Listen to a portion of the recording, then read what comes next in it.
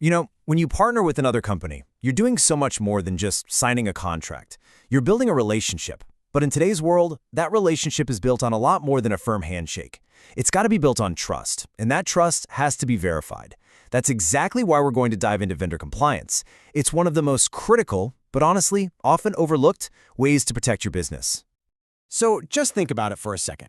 That software provider you use, the marketing agency on retainer, that crucial parts supplier, how well do you really know what's going on inside their four walls? Are their security practices actually up to scratch? Are they, financially stable?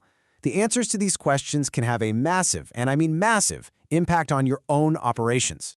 And that, right there, is where vendor compliance comes in. See, it's not some one-time check you do and then forget about. No way. It's an active, ongoing process. It's the whole framework you use to make sure your partners aren't accidentally opening a back door for financial, legal, or even reputational damage to your company. To really get a handle on this, it helps to stop thinking about compliance as some boring checklist. Instead, let's think about it like a story, or even better, a relationship life cycle.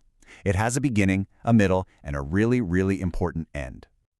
This whole life cycle really breaks down into 3 clear phases. First up, you've got the dating phase. That's all your due diligence and onboarding. Then comes the long-term relationship itself, the monitoring and management. And finally, you have the breakup, secure offboarding. Each one of these phases has its own unique risks, and you've got to focus on different things for each. All right, let's start at the beginning. These are the critical first steps. You can think of this as the background check phase. Seriously, the decisions you make right here, before any contract is ever signed, they set the entire foundation for the whole relationship. And the scope of this initial check is, well, it's huge.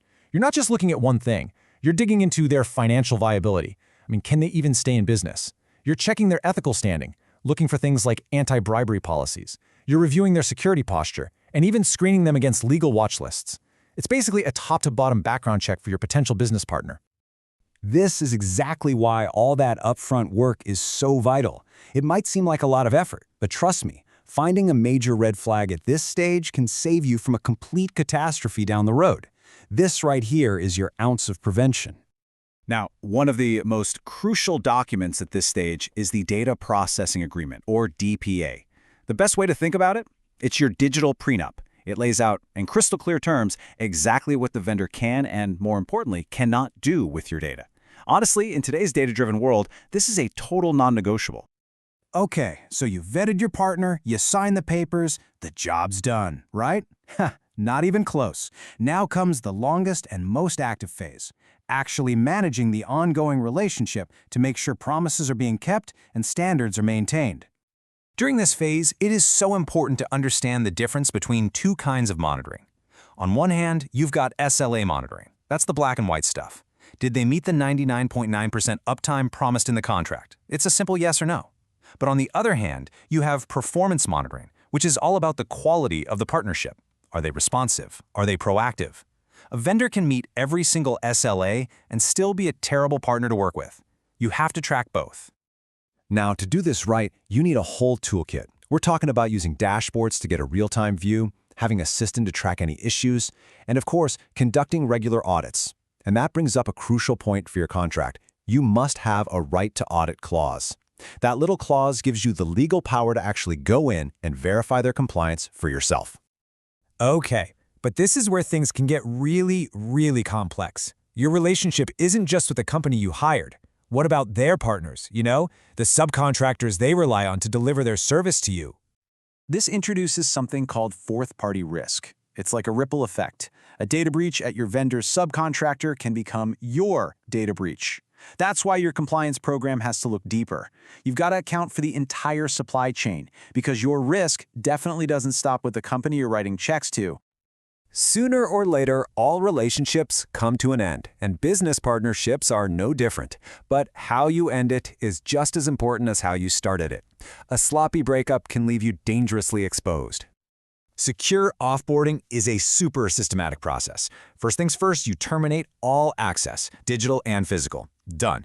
Second, you retrieve all of your assets, laptops, badges, any intellectual property. And third, and this one is absolutely critical, you must get confirmation that your data has been permanently destroyed from their systems, just like it said in that data processing agreement you signed way back at the beginning.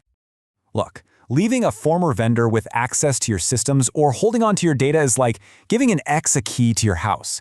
It's not just messy, it's a massive security risk just waiting to happen. A clean break is completely non-negotiable. So if there's one thing you take away from all this, let it be this. Vendor compliance is not a project that you finish. It's a living, breathing life cycle. It's a continuous process of due diligence, active monitoring, and secure closure that protects your business at every single stage of every third-party relationship. And that kind of leaves us with one final thought to chew on. In this super interconnected world, your biggest vulnerability, well, it might not be within your own four walls at all. It could be sitting on a server, in an office, or with an employee at a company you do business with. So the real question you've got to ask yourself is this: are you doing enough to see, understand, and manage that risk before it becomes your problem?